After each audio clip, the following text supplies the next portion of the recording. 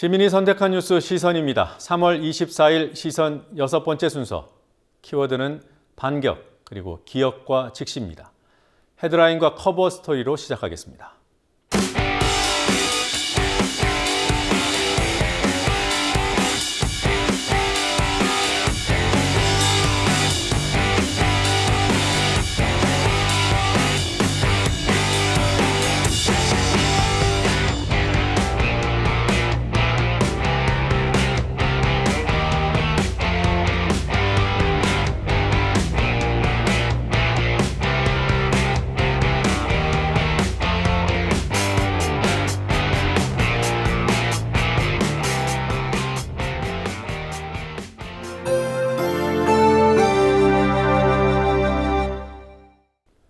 정치 시사 분야 파워블로거인 드루킹은 지난 월요일 밤 JTBC 앵커 브리핑에 관한 글을 자신의 블로그에 올렸습니다.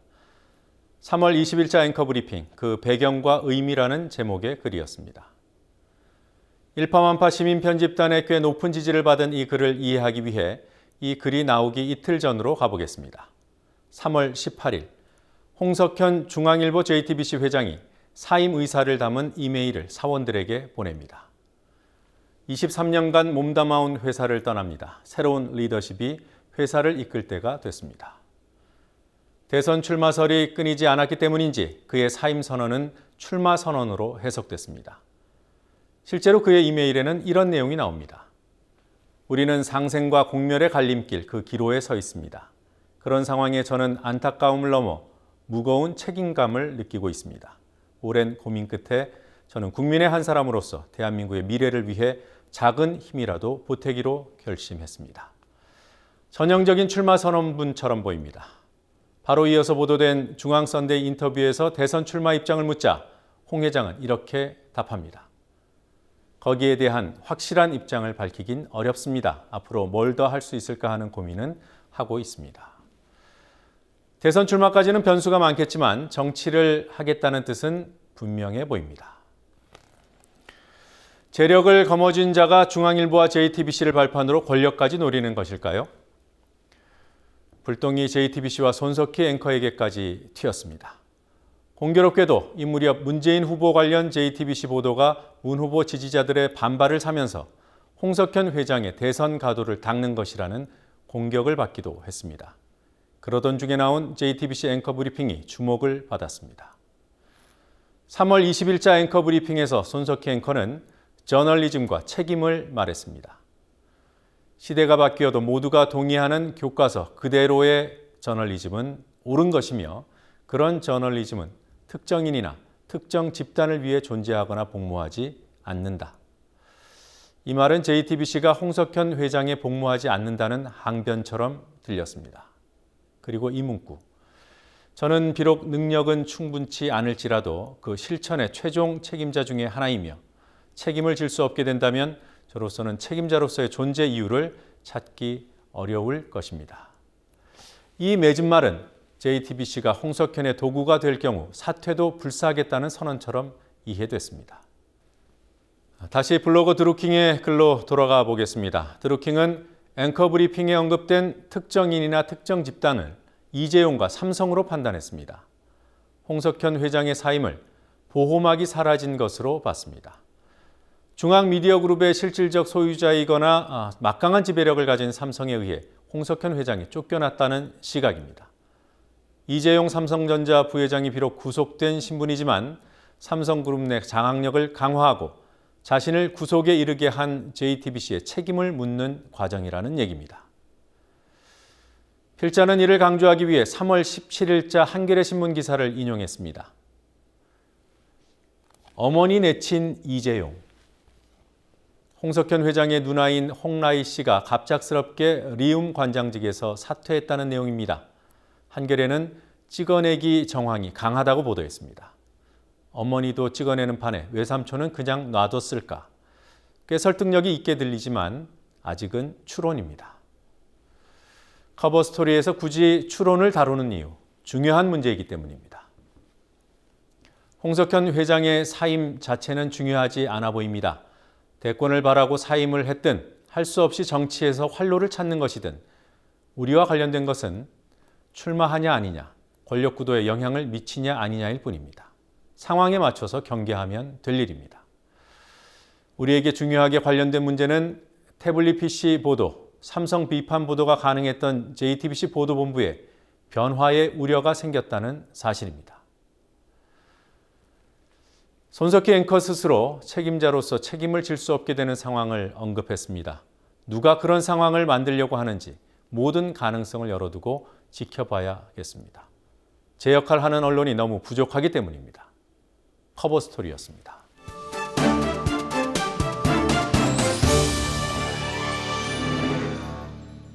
시민이 선택한 뉴스와 포털을 통해 보게 되는 뉴스가 얼마나 어떻게 다른지 분석해보는 시선대 포털입니다. 버티고 버티다가 파면되고서야 검찰 소환 조사에 응한 박근혜 씨, 그리고 국민 경선 와중에 이른바 전두환 표창장 논란에 휘말린 문재인 후보. 일파만파와 포털에서 이 두 사람 관련 뉴스가 어떻게 다뤄졌을까요? 도혜민 기자가 분석했습니다. 국민 여러분께 송구스럽게 생각합니다. 성실하게 조사에 임하겠습니다. 박근혜 씨가 파면 후 처음으로 대중 앞에서 입을 열었지만 이게 전부였습니다. 진지하게 반성하는 모습은커녕 웃음을 보이고 극렬 지지자들에게 손을 흔들기도 했습니다. 검찰 소환 전날인 월요일부터 일파만파 네이버에 박 씨의 검찰 소환 관련 뉴스가 속속 선별됐습니다. 검찰은 파면당한 전직 대통령을 어떻게 수사할까? 주된 관심 대상은 검찰이었지만 일파만파 네이버에서 주목받는 뉴스들은 전혀 다른 내용을 담고 있었습니다. 배수진 검찰, 특수통 부장 2명 투입, 검찰, 준비는 끝났다, 검찰의 송곳 문답, 네이버 많이 본 뉴스에 오른 기사들입니다. 검찰이 칼을 휘두를 준비를 마쳤다는 인상을 줍니다. 이에 반해 일파만파 시민편집단이 선택한 뉴스에는 언론 노출을 최소화하기 위해 검찰청 창문에 블라인드를 내리게 하고 언론 취재를 제한하기로 한 검찰이 나옵니다. 검찰이 의지가 있었다면 압수수색부터 했어야 한다고 지적한 뉴스와 검찰의 철저한 수사를 촉구하는 의견도 선별됐습니다. 소환 당일 검찰은 일파만파에 선별된 뉴스가 정확했음을 입증해 보였지만 포털에서 뉴스를 본 사람들은 그 사실을 알기 어려웠습니다. 소환 조사 이후에도 포털은 단순 사실 전달 창구에 그쳤고 검찰을 비판한 뉴스는 일파만파에만 실렸습니다. 이번 주 주목을 받은 또 한 사람, 문재인 더불어민주당 예비후보입니다. 민주당 경선 토론회에서 나온 문 후보의 전두환 표창장 발언은 후보 캠프 간에 지지자들 사이에서 뜨거운 감자였습니다. 일파만파에선 발언이 나온 지난 일요일부터 이번 주 중반까지 관련 뉴스들이 꾸준히 올라왔습니다. 이들 뉴스 대부분 문재인 후보 측에 유리한 내용이었습니다. 논란거리가 되지 않는다는 의견, 상대 후보의 공세가 지나치다는 지적이 많았고 문 후보 측을 향해서는 전략 부재, 안보 콤플렉스를 비판하는 정도였습니다. 특히 캠프 관계자들이 적극적으로 표창장 발언 비판에 나선 안희정 후보 측은 집중적으로 비판을 받았습니다. 포털은 어땠을까요? 한마디로 일파만파 딴판이었습니다. 다음 많이 본 뉴스에는 문재인 후보가 실언으로 역풍을 맞고 있다는 뉴스들, 여기에 더해 문 캠프 관계자의 부산 대통령 발언도 논란이라는 뉴스가 올라왔습니다. 네이버에서도 안희정 후보에게 유리해 보이는 기사들이 많이 본 뉴스에 올랐습니다. 또 하나의 재미있는 비교 포인트가 있습니다.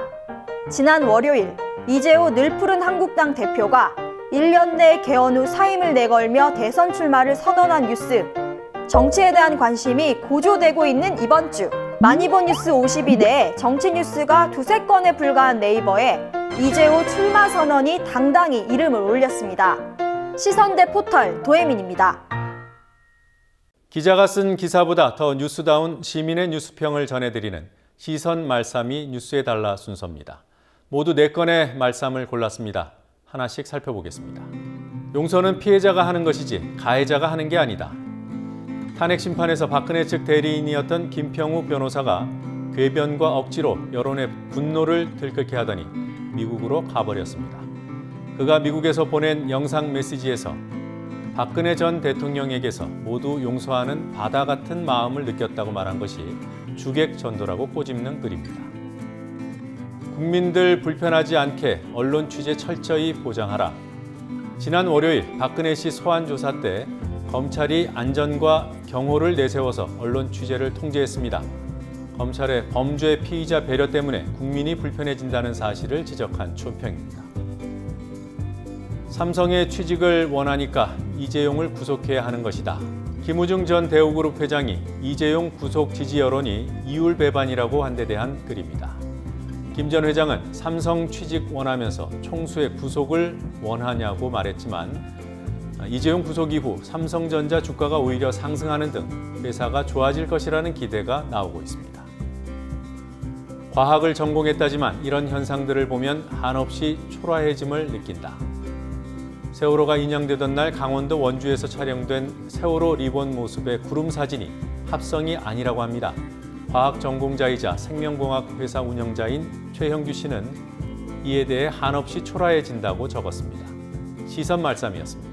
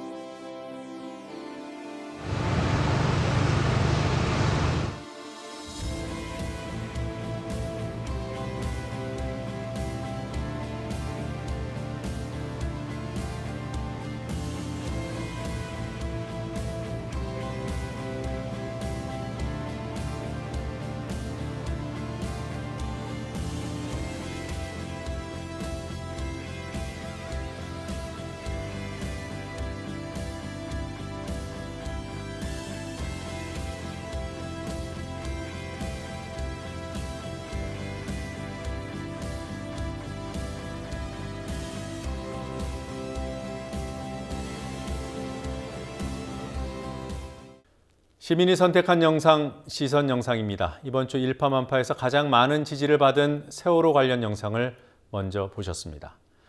이어서 보실 시선 영상은 언론 개혁의 필요성을 강조하는 내용이지만 여기에도 세월호와 관련된 내용이 나옵니다. 확인해 보시기 바랍니다.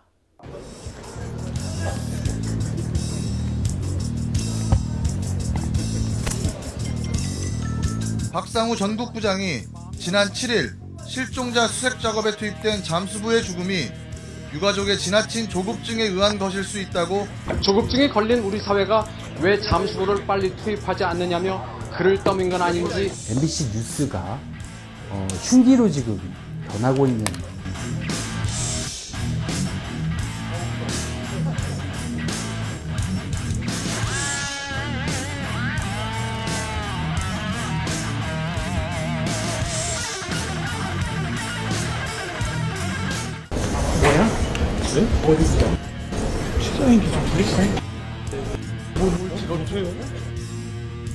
왜 사람한테 손대세요? 어디서 배운 거야 그런 거는? 왜 사람한테 손을 대냐고? 초상권. 왜 사람한테 손을 대냐고? 왜 손을 대냐고요? 왜 사람한테 손을 대냐고? 뭐라세요? 뭐라세요? 아니 왜 이러세요? 이 양반이 좀 웃기는 사람. 아니 양반이 아니고 네 그만하세요. 왜 사람 몸에 손을 대요? 왜 일부러 엄청 오늘 우리 들어올 때 우리 MBC 해직 기자들이 피켓팅 하는 앞을 지나서 우리 토론하러 들어오면서 정말 참 미안한 그런 마음이었습니다. 지금 국민들은 적폐청산 말하고 있는데 적폐청산 가운데 가장 중요한 분야 중에 하나가 저는 언론 적폐라고 생각합니다. 특히 공영방송. 이번에 공영방송이라도 제 역할을 했더라면 이렇게 대통령이 탄핵되고 또 아주 중대한 범죄의 피의자로 소환이 돼서 구속되니 많이 하는 이런 사태는 발생하지 않았을 거 아닌가 생각합니다. 그런데 이명박 박근혜 정권은 공영방송을 장악해서 국민의 방송이 아니라 정권의 방송으로 그렇게 만들었습니다. 그래서 많은 공영방송들이 다 망가졌는데 저는 우리 박용찬 우리 농수실장님 앞에서 말씀드리기가 조금 미안하긴 하지만 저는 MBC도 아주 심하게 무너졌다고 생각합니다. 옛날에 아주 자랑스러웠던 MBC의 모습 어디 갔냐 이런 생각이 듭니다. 그래서 우리 공영방송 정말 공공성, 언론의 자유 회복하는 것이 참 시급하다고 생각하고요. 앞서 커버 스토리에서 홍석현 중앙미디어그룹 회장의 사임 소식을 다뤘습니다. 그의 사임 배경이 무엇이든 앞으로 유력한 정치 세력을 형성할 가능성을 배제할 수 없습니다. 뉴스타파가 2015년 해방 70주년 특별기획으로 제작한 친일과 망각 중에서 홍석현 회장 관련 부분을 발췌해 다시 게재했고 일파만파에도 선별됐습니다. 90초 길이의 영상입니다. 그리고 중앙일보의 홍석현 회장은 조선총독부 중추원 참의 김신석의 외손자다.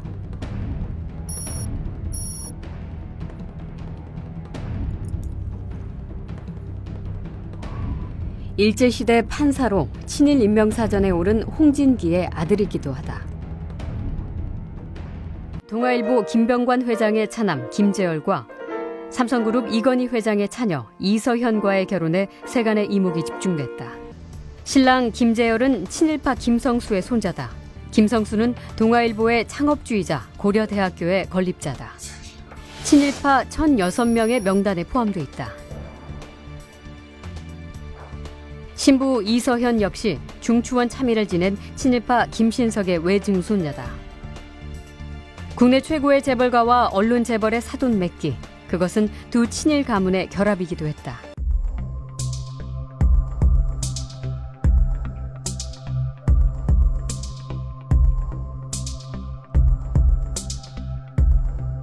친일파 방응모의 증손자인 방상훈 전 조선일보 사장. 방 사장은 또 다른 친일파인 윤치호의 증손녀와 결혼했다. 중앙일보 사주였던 홍진기가 중천 참의의 사위고요. 그 중천 참의는 또 친일파의 또 사위고요. 그런 관계를 통해서 보면은 지금 현재 한국 사회의 이른바 기득권층은 친일파와 연결되지 않은 사람이 아마 없을 겁니다.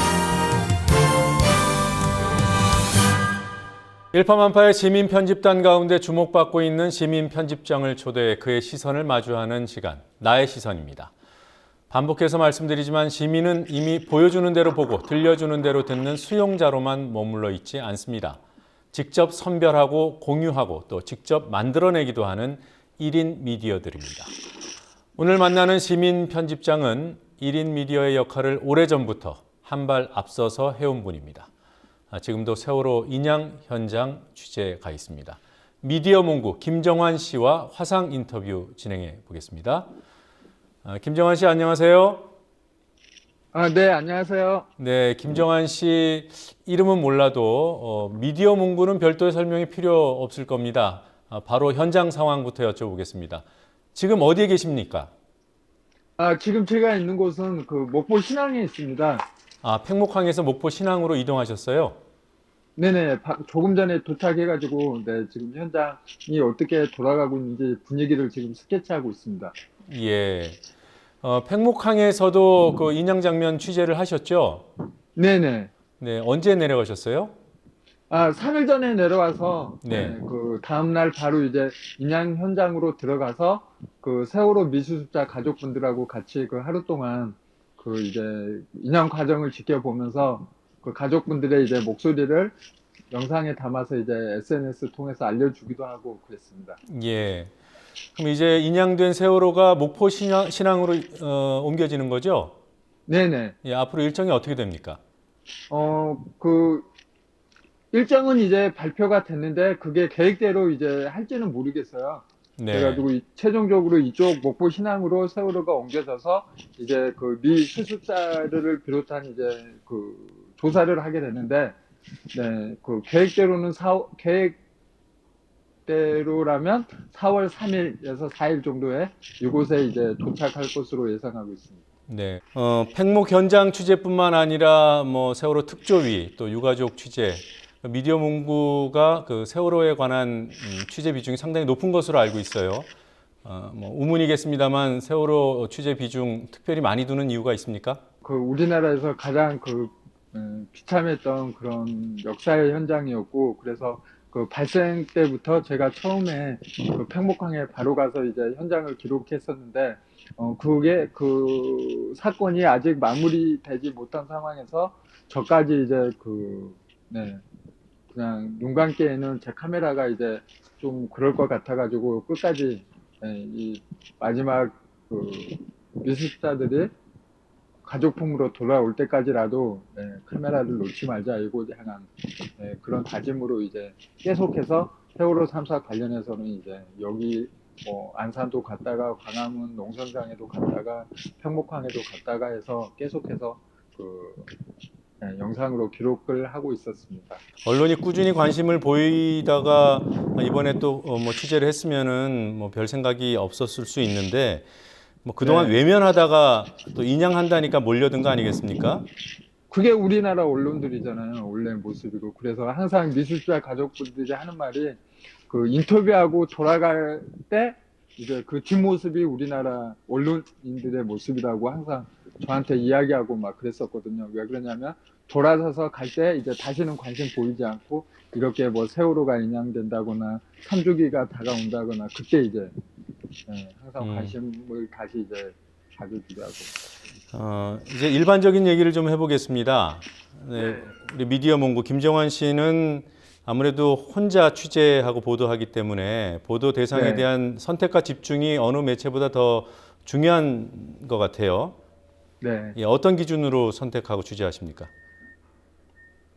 저는 특별히 뭐 기준을 둔 게 아니라 제가 그냥 가고 싶은 현장, 보고 싶은 현장 그쪽으로 이제 향해서 가는 거고, 네, 그렇습니다. 그래서 이걸 꼭 제가 이제 가고 싶은 현장에서 이 현장을 네티즌들에게 꼭 보여줘야 되겠다 싶은 그것도 이제 맞아 떨어지면 더 좋은 거고, 그렇기 때문에 그래서 그 기존 매체와 또 비교하자면 기존 매체는 이제 제가 알기로는 시키는 곳을 간다고 알고 있어요.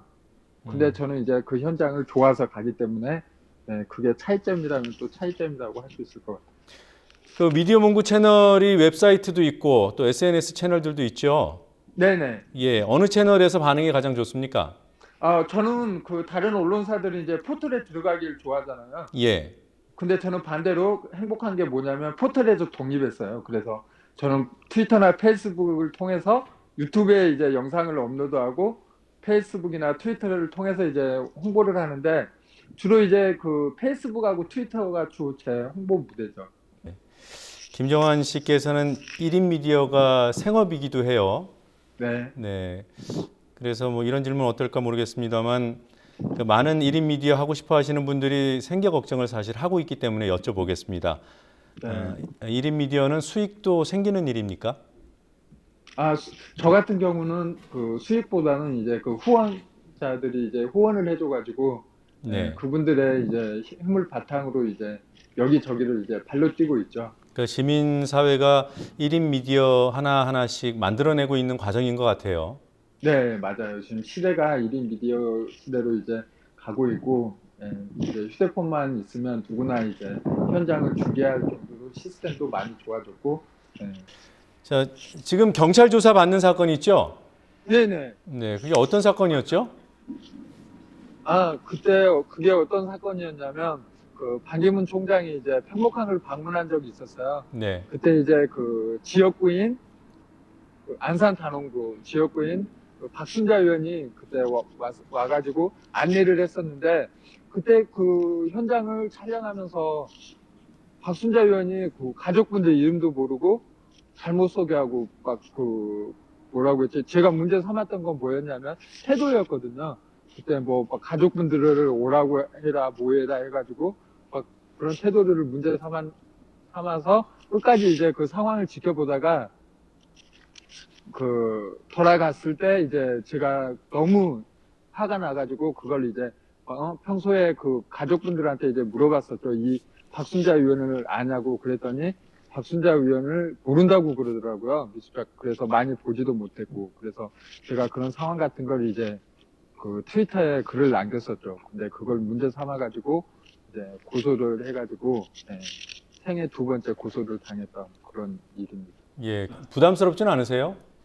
처음에 2008년도 이제 촛불 집회 때 고소당할 때, 그때는 진짜 부담스럽고 경찰 조사 받으러 오라고 했을 때, 제가 3일 동안 먹지를 못하고, 밥도 못 먹고 잠도 못 잤어요. 예, 조사 받으면 어떨지, 무서워가지고.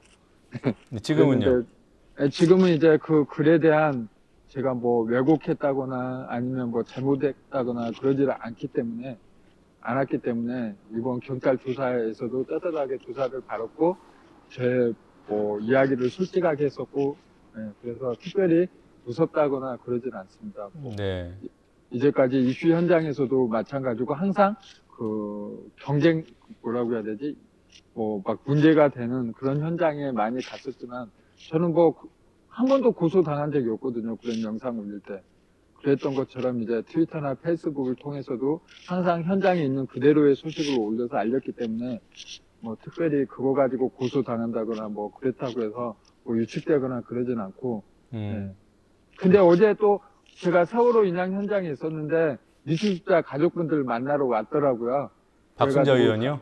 네네. 네.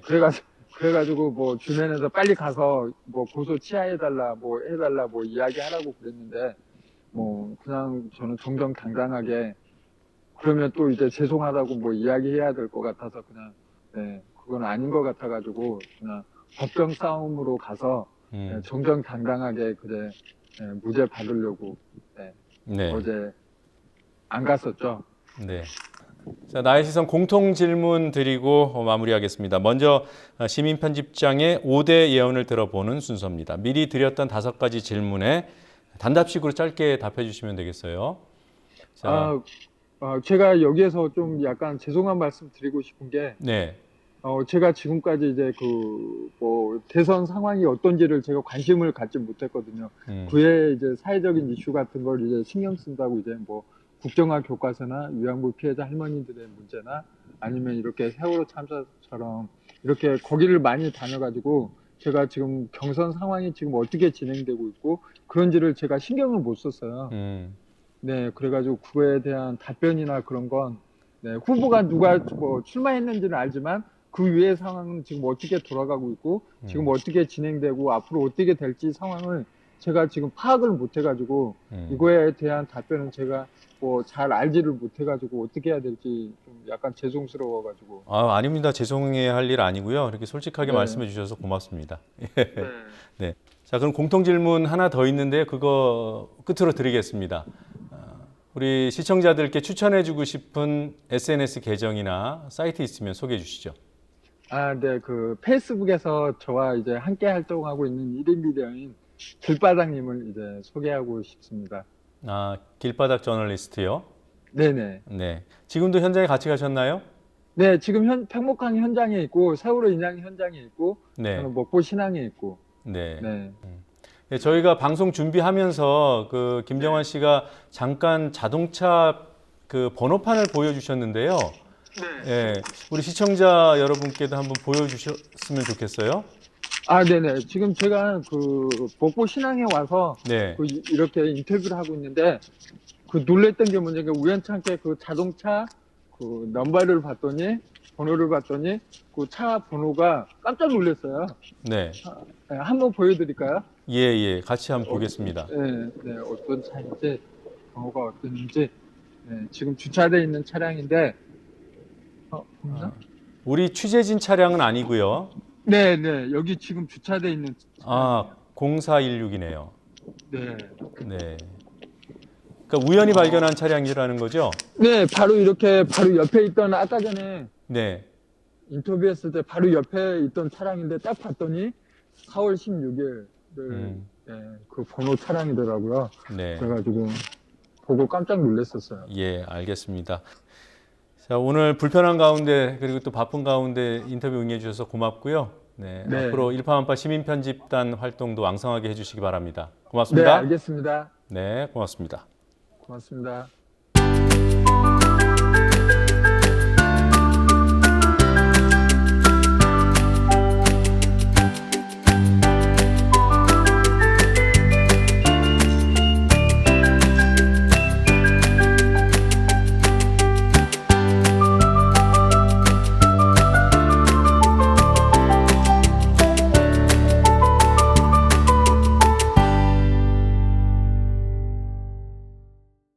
세월호가 인양됐습니다. 대통령이 있던 3년 내내 못하다가 대통령 파면 2주 만에 본 인양 시도 이틀 만에 이루어진 일입니다. 처참해진 세월호가 수면 위로 모습을 드러낸 바로 그날, 구름이 그려놓은 세월호 리본이 하늘에 떴습니다. 기억의 상징인 세월호 리본, 우리는 무엇을 기억해야 할까요? 참사를 방치한 세력, 진상규명을 집요하게 방해했던 박근혜와 그 일파, 특조위를 세금 도둑으로 몰고 천문학적인 비용이 든다는 거짓말로 인양을 반대했던 집권 여당의 정치꾼들, 유가족들의 단식 농성장 옆에서 폭식 이벤트를 벌였던 일베들, 세월호에 가슴 아파하고 분노한 시민들을 빨갱이로 몰았던 극우 세력, 하나 더 있습니다. 이들을 제어하기는커녕 확성기 노릇을 마다하지 않았던 언론. 과거만 기억하는 것은 추모에 그칠 수 있습니다. 현실을 바로 봐야만 기억한 대상을 청산할 수 있습니다. 세월호 인양을 뉴스 팔아먹는 호기로 봤는지 헬기까지 투입했다고 선전하며 뒷북쳤던 방송이 있습니다.